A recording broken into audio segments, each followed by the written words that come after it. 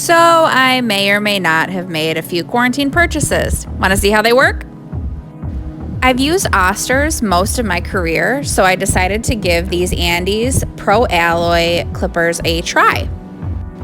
My new clippers came with their guards, and they have an awesome lever that you'll notice on the left-hand side that actually creates a half guard.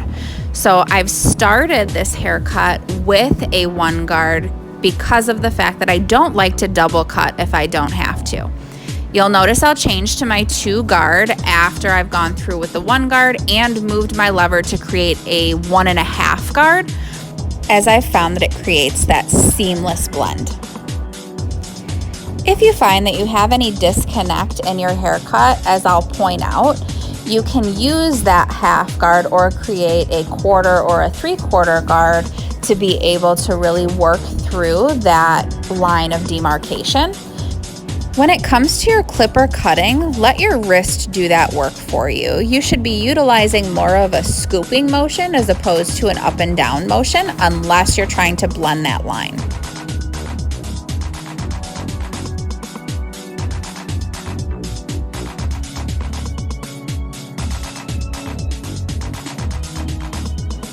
Now for my T-trimmers. These are awesome when it comes to lining up your haircuts. I like to put that initial line in first and then go through and remove that excess hair. It'll give you a nice clean line, and you can take a step back to make sure that everything is equal on both sides.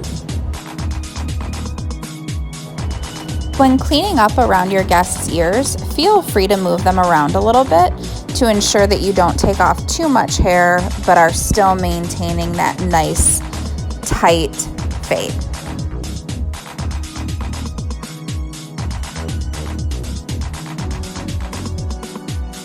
And now for my favorite part, my new double swivel shark fin shears. Creating my guide in the front hairline, I'll be mindful of receding areas of the hair.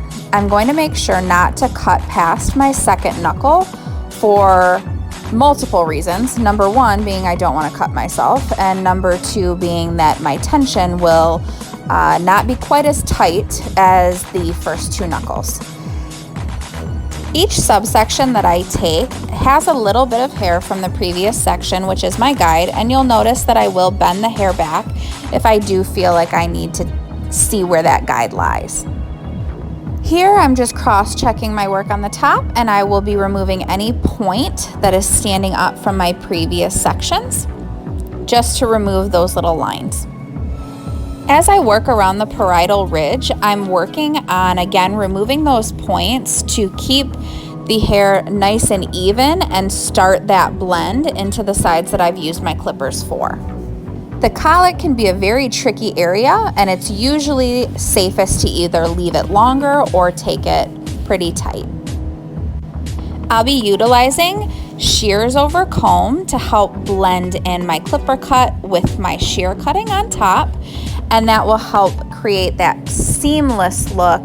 And when you bring it in at a diagonal, it really helps to blend everything. Again, you're just kind of removing those points that you can see when you're lifting the hair up.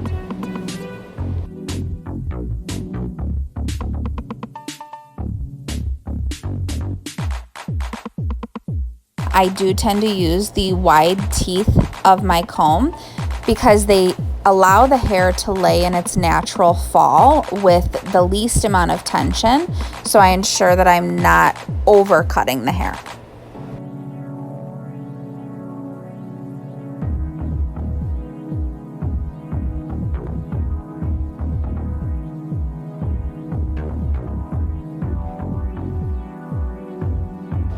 Now, my guest has a colic in the front of their hairline, and they do tend to spike that front area up, so we left that a little bit longer, and we just went through and point cut to ensure that we don't have any areas that stick up if they choose not to style their hair. For some finishing touches, I will go through and point cut on the top just to add a little bit of texture and movement when styling the hair. Thanks for checking out my new tools and our quick clipper cut how-to, and I promise I'll be back with my rainbow roots.